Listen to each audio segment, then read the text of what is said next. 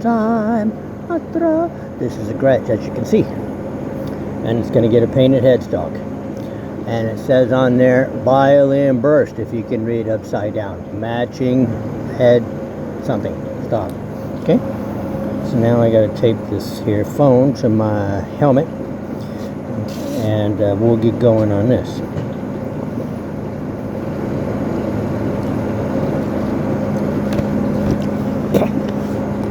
Right, so I'll just start with that and see if I spray how the aiming is going to be with Violinbursts.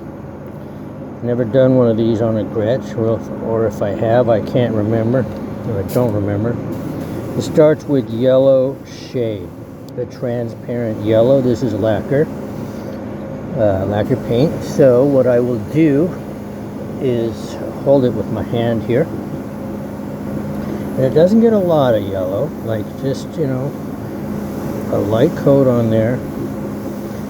And it's funny, people ask why we put yellow when you end up spraying tobacco on it and then essentially hiding all that yellow. I think the yellow base, actually what I think happened is violin, I don't know, I'm messing and guessing. Violinburst started from tobacco burst. Tobacco burst is yellow shade with tobacco in a burst around the sides, you know, in a burst. But then that's what Violinburst is, the same thing, except then after you're done doing a tobacco burst, you go over the whole thing, the face and all, in the burst with the same tobacco, and you get Violinburst. So I've chosen this little gun to do this. What I will do is start with the burst. Turn my fan all the way down, my air down a little bit. I don't have an air gauge on there, but if I did, it would probably say something like 15 or 20 pounds. Okay, now I will go ahead and burst this thing.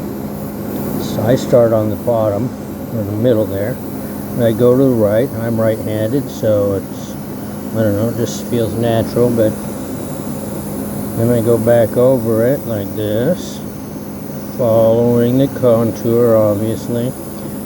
I'm actually aiming right on that taped binding. There's a binding on here. Is it taped? I don't think it's taped. I mean, the sides are taped, but the top edge of the binding is not. So if someone will scrape it, no big deal. But still, that's where I'm aiming. Okay. Right on that edge. And I'm letting the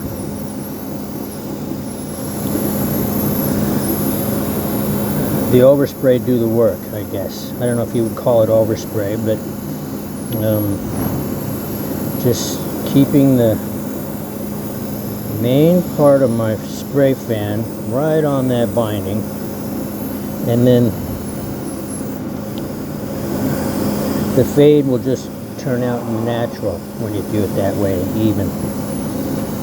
I'm not good at explaining things. Perhaps I need to take a class on doing that. How to explain things 101. Okay. When I was learning to paint 10,000 years ago, the guy who taught me, or was one of the guys who taught me, Bob Aries, he was from St. Croix, that guy. And he used to say, you gotta feel it on there, which I know is weird. You feel the paint on there, but it went in right into my head, and I understand it now. I can feel the paint onto something. So that's why I can't explain it. I'm feeling it on there. Okay, good. Now I'm just looking at my burst, kind of making sure it's even, seeing if I need to address any issues. There we go. Maybe right here needs a little bit of burstier looking in that corner. A lot of times paint doesn't want to go in a corner like that. It rebounds off the corners or the edges of things. See how I go explain things? There's that face. Okay, I'm not going to do the whole violin part until I do this. Now this is tinier, but the same rule applies. Okay, I've shown this on video 10,000 times. Okay, this part in the middle right here is where I'm aiming off, just off the side right here, that middle part of the fan. So what happens is you're getting this acting as the burst, this part. See? So it's going to get a real soft fade like you see there.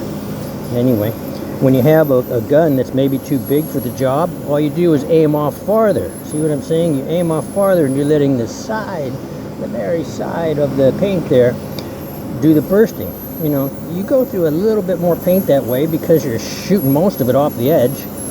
But, you know, it's not, still not that much paint. Probably just a couple ounces. Okay. Feel like I got too much air doing this, but whatever. Trying to line up my camera as I'm doing the burst here.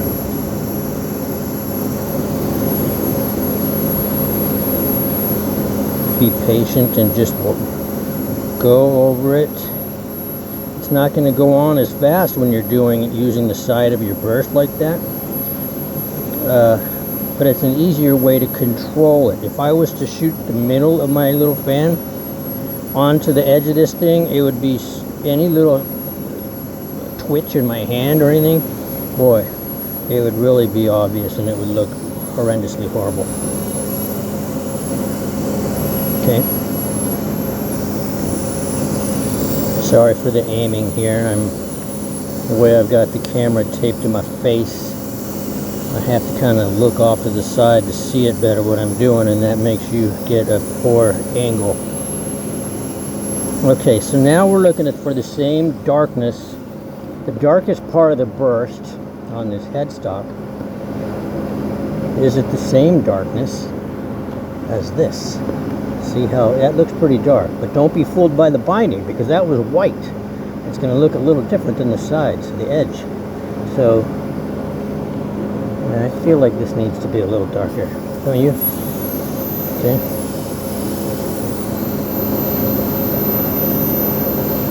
Yeah, like that. See that? Oh. Okay, go over here. Yes, this is what I'm talking about. Ow.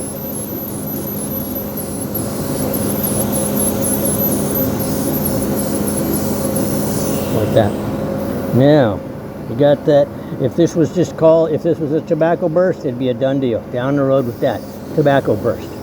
I'm using a paint called tobacco. Okay, now I'm going to open my fan up. See? More like a fan now. Turn my air down and somehow it crept up on me. Now I could tack rag it. You know what I mean? Wiping it down. Because sometimes when you do a burst, overspray gets in the middle a little bit, which isn't that big of a deal, but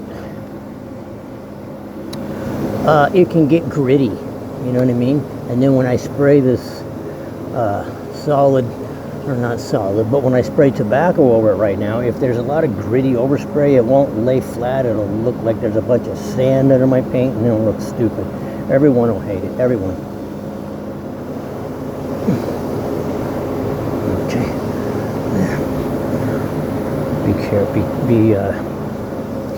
Be patient about it. One of the hardest things I think to teach about painting is being patient. People just want to get done. They're so fast. They're so anxious. Just be patient. All right, there. Now, I will now. Can you see? Can you see? Let's see. Go over the whole thing with tobacco. As I'm doing that, the burst is getting darker because I'm going over the whole thing, and that's what you want. Can you see? No. Again, now this is subjective. You can put on as much as you want. Obviously it'll get darker and darker as you go. I kind of like it like that. What you see here, just a hit more. See, you can still see all the grain, you can still see the flame. Now we'll do down here.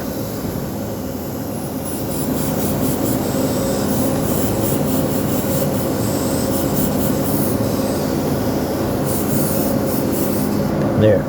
Now let's be sure that the headstock has the same darkness overall as the body. I think it does.